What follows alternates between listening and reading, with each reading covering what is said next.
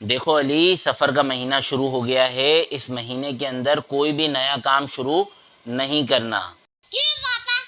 ہاں بیٹا، ہمارے بڑوں نے بتایا ہے کہ اس مہینے کے اندر بلائیں نازل ہوتی ہیں۔ یہ بڑا نحوست والا مہینہ ہے، اور خاص طور پہ اس مہینے کی 13 تاریخ بڑی نحوست والی تاریخ ہے۔ ہاں بیٹا، اگر سفر کے مہینے میں کوئی بچہ پیدا ہو جائے تو وہ بدقسمت ہوتا ہے۔ اس مہینے کے اندر خوشی منانا گناہ ہے۔ سفر کے مہینے کے اندر بیماریاں زیادہ پھیلتی ہیں کیونکہ یہ نحوست والا مہینہ ہے۔ السلام علیکم ورحمۃ اللہ وبرکاتہ۔ وعلیکم السلام ورحمۃ اللہ وبرکاتہ۔ یوسف بھائی، یہ جو آپ بتا رہے ہیں کہ سفر منحوس مہینہ ہے، یہ تو اسلام کے مطابق بالکل بے بنیاد بات ہے۔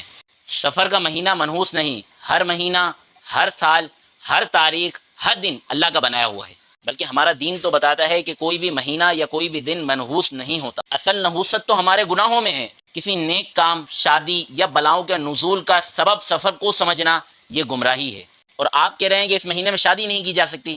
حضرت مولا کائنات علی المرتضیٰ شیر خدا کرم اللہ تعالی وجہہ الکریم کی شادی اسی مہینے میں ہوئی تھی، اور کیسی کامیاب شادی تھی۔ اور اسی طرح بہت سارے عظیم واقعات اسی مہینے میں رونما ہوئے۔ واقعی غلام رسول بھائی، یہ بات تو میں نے کبھی قرآن اور حدیث سے نہیں سنی، بس بڑوں کی باتیں سنی، اس پر عمل کر لیا، اور وہی سنی سنائی بات اپنے بچوں کو سکھا رہے ہیں۔ یوسف بھائی، اگر آپ جیسے سمجھدار لوگ دین کو صحیح طرح سمجھ جائیں تو انشاءاللہ ہمارے معاشرے سے بہت ساری غلطیاں اور خرابیاں ختم ہو جائیں، اور ہم درست طریقے سے دین کو اپنی نسلوں تک پہنچانے میں کامیاب ہو جائیں گے۔ جزاک اللہ، آپ ہمیں بہت اچھی اچھی باتیں بتاتے ہیں غلام رسول بھائی۔ ہمارا دین ہمیں یہ رہنمائی کرتا ہے کہ سفر منحوس نہیں ہے، اور ہمیں بھی اپنے بچوں کو یہی بات سکھانی چاہیے، اور جو کام کریں اللہ پر توکل کر کے کریں، اللہ پر یقین کر کے کریں، انشاءاللہ وہ کام پائے تکمیل تک پہنچے گا۔